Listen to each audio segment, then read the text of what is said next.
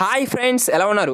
అందరికీ నమస్కారం. So DSC పరీక్షలు రాస్తున్న వారికి, రాయబోతున్న వారందరికీ కూడా మనకి ముఖ్య గమనిక ఏంటంటే కనుక ఈరోజు జూన్ 13, 2025 మనకి ఉదయం సెషన్లో అడిగినటువంటి జీకే అండ్ కరెంట్ అఫైర్స్ బిట్స్కి సంబంధించి మనకి కొన్ని ముఖ్యమైన ప్రశ్నలు అనేవి ఏవైతే అడిగారో వాటి గురించి వివరణ మీకు ఇస్తాను. ప్రతి ఒక్కరు కూడా వీడియోని పూర్తిగా చూడండి. అయితే మనం లేట్ చేయకుండా టాపిక్లో వినలేదు కనుక మొదటి ప్రశ్న, వరల్డ్ చెస్ పోటీల్లో విజేత ఎవరు అని ప్రశ్న అయితే అడిగారు. సో మరి ఎవరు? 2024లో జరిగిన వరల్డ్ చెస్ ఛాంపియన్షిప్లో విజేత ఎవరంటే దొమ్మరాజు గుకేష్. ఓకేనా, డి గుకేష్గా మనం విజేతగా నిలిచారు. అలాగే మనకి ఎవరి మీద ఈయన నగ్గారంటే డిఫెండింగ్ ఛాంపియన్ డింగ్ లిరెన్ను ఓడించి ఇతను టైటిల్ అయితే గెలుచుకోవడం జరిగింది. ఓకేనా, డిఫెండింగ్ ఛాంపియన్ డింగ్ లిరెన్ను ఓడించి ఈ యొక్క టైటిల్ని గెలుచుకున్నాడు.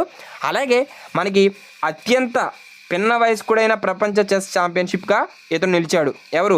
దొమ్మరాజు గుకేష్, 18 సంవత్సరాల వయసులోనే. ఓకేనా. సో ఇక అలాగే రెండవ ప్రశ్నకైతే మనం వెళ్దాం. సో వీడియోస్ ఉన్న ప్రతి ఒక్కరు కూడా వీడియోని లైక్ చేయండి గైస్. సో మీరు లైక్ చేస్తే అందరికి రీచ్ అయితే అవుతుంది. ఇక ఫ్రీడమ్ ఫైటర్స్ వారి యొక్క బిరుదులకు సంబంధించి ప్రశ్న అయితే అడిగారంట. అయితే మనకి ఆ యొక్క ఫ్రీడమ్ ఫైటర్స్ సంబంధించి మనం ఈ యొక్క బిరుదులకు సంబంధించి మనం టాపిక్లో వినలేదు కనుక సో మహాత్మా గాంధీ గారిని బాపు లేదా జాతీయ పితామహుడు అంటే జాతి పితామహుడు అని పిలుస్తారు. ఓకేనా.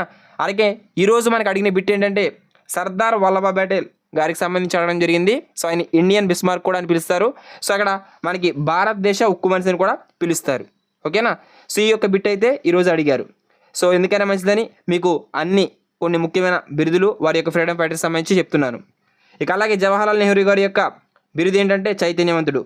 ఇక అలాగే సుభాష్ చంద్రబోస్ గారి యొక్క బిరుదు ఏంటి? నేతాజీ. ఓకేనా. ఇక అలాగే బాలగంగాధర్ తిలక్ లోకమాన్య అని పిలుస్తారు. ఇక సరోజినీ నాయుడు గారిని నైటింగేల్ ఆఫ్ ఇండియా అని పిలుస్తారు. సో ఎవరైతే మీరు ఈ యొక్క వీడియో చూస్తున్నారో ఆల్రెడీ మన ఛానల్లో మీకు జూన్ 6 నుంచి 10వ తారీఖు వరకు కూడా మీకు ఏమేమి బిట్స్ అడిగారని ఒక వీడియో చేశాను. ఇప్పుడు ఈ యొక్క పీడిఎఫ్ మీకు కావాలనుకుంటే ఓకేనా, జూన్ ఈ యొక్క 6వ తారీఖు నుంచి ఈరోజు జూన్ 13 మార్నింగ్ సెషన్ వరకు అడిగినటువంటి జీకే కరెంట్ అఫైర్స్ బిట్స్ అనేవి మీకు పీడిఎఫ్ ఫైల్స్ ఇలాగా కొన్ని వివరణలతో కొన్ని బిట్స్ అనేవి అందిస్తూ ఉన్నాం. సో ఈ యొక్క పీడిఎఫ్ ఫైల్ మీకు కావాలనుకుంటే కేవలం 49 రూపాయలకి అందిస్తున్నాం. కావాల్సిన వారు స్క్రీన్ మీద కనబడుతున్న 9666227232 నెంబర్కి మీరు వాట్సాప్లో అమౌంట్ పంపించి ఈ యొక్క స్క్రీన్ షాట్ పంపించినట్లయితే ఈ యొక్క పీడిఎఫ్ అనేది మీకు పంపించడం జరుగుతుంది. అలాగే ఇంత తక్కువ సమయంలో సైకాలజీ, విద్యా దృక్పథాలు, జీకే కరెంట్ అఫైర్స్ అనేవి ఆ యొక్క సెపరేట్గా 3 పీడిఎఫ్లు అయితే అందిస్తున్నాం. అవి 99 రూపీస్కి అందిస్తున్నాం. సో ఇంపార్టెంట్ బిట్స్ మొత్తం సిలబస్ మొత్తం మీద ఆ యొక్క ఇంపార్టెంట్ బిట్స్ అనేవి పీడిఎఫ్ ఫైల్స్ కూడా ప్రొవైడ్ చేస్తున్నాం. కావాల్సిన వారు మీరు తీసుకోవచ్చు. సో ఇక అలాగే ఇక చూసుకున్నట్లయితే కనుక ఇంకా కొంతమంది ఫ్రీడమ్ ఫైటర్స్ బిరుదులు మనం చూసినట్లయితే విడి సవర్కర్, వీరిని వీర సవర్కర్ అని పిలుస్తారు. ఇక అలాగే భగత్ సింగ్ గారిని షహీద్ అని పిలుస్తారు. ఇక చంద్రశేఖర్ ఆజాద్ గారిని ఆజాద్ అని పిలుస్తారు. ఇక లాలా లజపతి రాయ్ గారిని లాలా లజపతి రాయ్ అని పిలుస్తారు. ఇక బిపిన్ చంద్రపాల్ గారిని బెంగాల్ టైగర్ అని పిలుస్తారు. ఓకేనా, one of the important bit, Bipin Chanderpaul గారిని బెంగాల్ టైగర్ అని పిలుస్తారు. ఇక అలాగే మనకి ఒక రాజకీయ పార్టీకి సంబంధించి ఇక్కడ ప్రశ్న అయితే అడగడం జరిగింది. సో నిన్న మనకి అమెరికా 46వ అధ్యక్షుడు, మొత్తం మీద 45వ అధ్యక్షుడు గురించి అడిగారు. ఈరోజు జేమ్స్ డేవిడ్ వాన్స్ ఏ రాజకీయ పార్టీకి చెందినవారని ప్రశ్న అయితే అడిగారు. ఓకేనా. అయితే ఈయన మనకి జననం జేమ్స్ డొనాల్డ్ బౌమన్ వచ్చి ఈయన యొక్క జననం ఆగస్టు 2, 1984. అయితే ఈయన ఒక అమెరికన్ రాజకీయవేత్త. ఈయన రచయిత, న్యాయవాది, మెరైన్ కార్డ్స్ అనుభవజ్ఞుడు. అలాగే ఈయన మనకి డొనాల్డ్ ట్రంప్ ఆధ్వర్యంలో పనిచేస్తున్న యునైటెడ్ స్టేట్స్ 50వ ఉపాధ్యక్షుడు. ఓకేనా, ఇది కూడా మనకు ఒక బిట్టే. సో మనకి ఇక్కడ ఈయన ఏ రాజకీయ పార్టీకి చెందినవారు అడిగారు. యునైటెడ్ స్టేట్స్లో రిపబ్లికన్ పార్టీకి సంబంధించి ఈయన చెందినవాడు. ఓకేనా, దీని యొక్క రైట్ ఆన్సర్ వచ్చి రిపబ్లికన్ పార్టీ. అయితే ఈయన ఈ యొక్క రిపబ్లికన్ పార్టీ సభ్యుడైన ఆయన 2023 నుంచి 2025 వరకు యుఎస్ సెనెట్లో మనకి ఓహియోకు ప్రాతినిధ్యం ఇచ్చారు. ఓకేనా. సో ఇక నెక్స్ట్ బిట్ మనకి సుమిత్రా మహాజన్ లోక్ సభ స్పీకర్ పదవీ కాలం అడిగారు. సో ఈ యొక్క మనకి ఈవిడ పదవీ కాలం ఏంటంటే జూన్ 2014 టు 17 జూన్ 2019. ఓకేనా. సో ఈ విధంగా మనకి ఇవ్వడం జరిగింది. సో ఇక మనం చూసినట్లయితే కనుక వీరి యొక్క ప్రశ్నకు సంబంధించి ఇంకా పూర్తి వివరంలోకి మనం వెళ్ళినట్లయితే ఈ యొక్క సుమిత్రా మహాజన్ లోక్సభ స్పీకర్ పదవీకాలం అడిగారు. అయితే ఈవిడ మనకి భారతదేశపు లోక్సభ స్పీకర్ పదవిని నిర్వహిస్తున్న రెండో మహిళ ఎవరన్నా కూడా సుమిత్రా మహాజన్ గారిని చెప్పవచ్చు. అయితే ఈమె సుమిత్రా మహాజన్ గారు మధ్యప్రదేశ్లోని ఇండోర్ పార్లమెంటరీ నియోజకవర్గం నుండి భారతీయ జనతా పార్టీ తరపున గెలిచారు. సో ఏ నియోజకవర్గం కూడా అడగవచ్చు. సో ఇండోర్ పార్లమెంటరీ నియోజకవర్గం నుండి బీజేపీ తరపున గెలిచారు.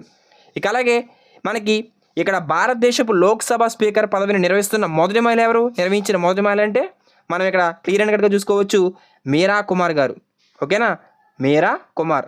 ఈమె తర్వాత మనకి స్పీకర్ అయిన సుమిత్రా మహాజన్ గారు రెండవ మహిళా లోక్సభ స్పీకర్గా ఆమె విధులు నిర్వహించారు. ఓకేనా.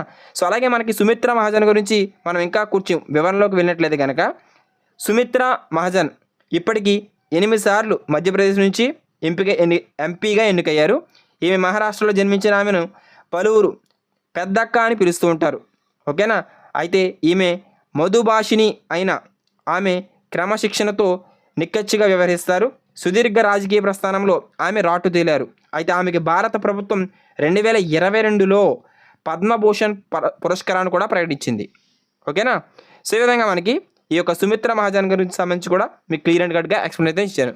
ఇక ఇంకా మనకి ఈరోజు కొంతమంది ఇంకా రాసిన వారు పెడుతూ ఉంటే అవన్నీ కూడా యాడ్ చేస్తాం మీకు ఇచ్చే పీడిఎఫ్లో. ఇక నిన్ననే మన టెలిగ్రామ్లో డేట్స్కి సంబంధించి కొన్ని ముఖ్యమైన ఇంపార్టెంట్ డేట్స్ దినోత్సవాలకు సంబంధించి పోస్ట్ అయితే చేశాను.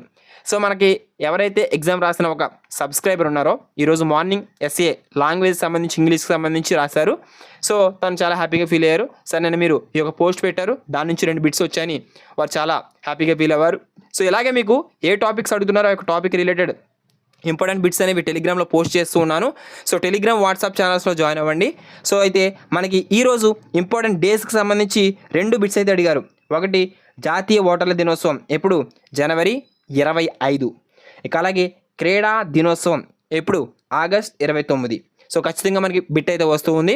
సో మనకి ఎప్పటికప్పుడు అప్డేట్స్ అనేవి మన ఛానల్లో, టెలిగ్రామ్ ఛానల్లో, యూట్యూబ్ ఛానల్లో, వాట్సాప్లో మీకు ప్రొవైడ్ చేస్తూనే ఉంటున్నాను. ప్రతి ఒక్కరు కూడా ఈ యొక్క ఎగ్జామ్స్ పూర్తయ్యేంత వరకు రెగ్యులర్గా మన ఛానల్ చూస్తూ ఉండండి. All the best for everyone. SA వారు, ఎస్జిటి వారు ఇంకా ఎవరైతే పరీక్షలు నెక్స్ట్ సెషన్లో రాయబోతున్నారో వీటికి రిలేటెడ్ టాపిక్స్ కొంచెం డెప్త్గా చూసుకుని వెళ్ళండి. ఒకవేళ బిట్ వస్తే రావచ్చు. రిపీటెడ్గా 2-3 బిట్స్ అయితే వస్తూ ఉన్నాయి. ఓకేనా. ముందు అడిగిన సెషన్లో మరలా రిపీట్ అవుతూ ఉన్నాయి. సో రిపీట్ అవ్వడం లేదని చెప్పలేము, రిపీట్ అవుతాయని కూడా చెప్పలేము. కానీ మన ప్రయత్నం మనం చేయాలి. ఓకేనా. Thanks for watching. మరొక ఇన్ఫర్మేటివ్ వీడియోతో అందరూ కలుసుకుందాం. అలాగే ఈ యొక్క పీడిఎఫ్ ఫైల్స్ మీకు కావాలనుకుంటే విద్యా దృక్పథాలు 500 బిట్స్, సైకాలజీ 500 బిట్స్, అలాగే కరెంట్ అఫైర్స్ 400 బిట్స్ మీకు ఈ యొక్క 3 ఫైళ్ళు 99 రూపీస్కి అందిస్తున్నాం. కావాల్సిన వారు స్క్రీన్ మీద ఉన్న నెంబర్కి కాంటాక్ట్ చేసి మెసేజ్ చేయండి. ఓకేనా.